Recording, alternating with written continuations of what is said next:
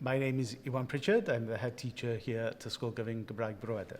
We're 11 to 18 comprehensive. We opened in 2012 with 71 pupils. We're now just over 900 pupils. Part of my role in ensuring that we're leading the change in the curriculum here at Bro Edern has been to facilitate that change and to empower the staff and the students and the stakeholders to look at the new curriculum as a challenge, but as a worthwhile challenge that will create something bespoke here for the east of Cardiff, for our cluster.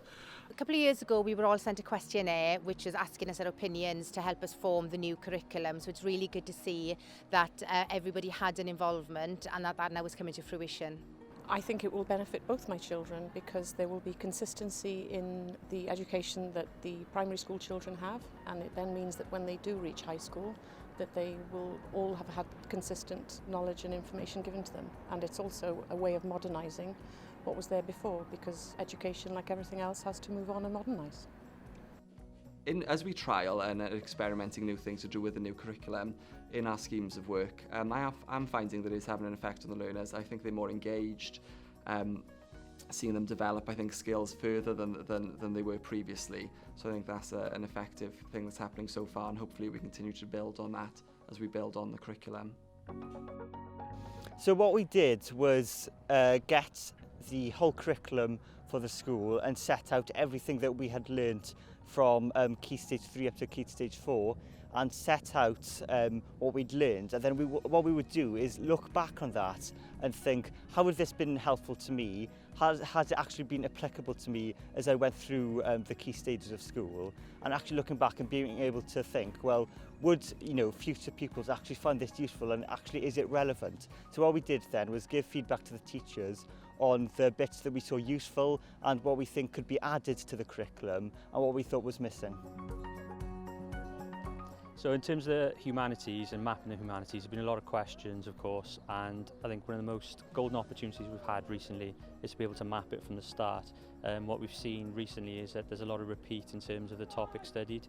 So they might, for example, the tutors, they might have studied it more than once at primary level and then again at secondary. And it's just been nice really to be able to map that from the start.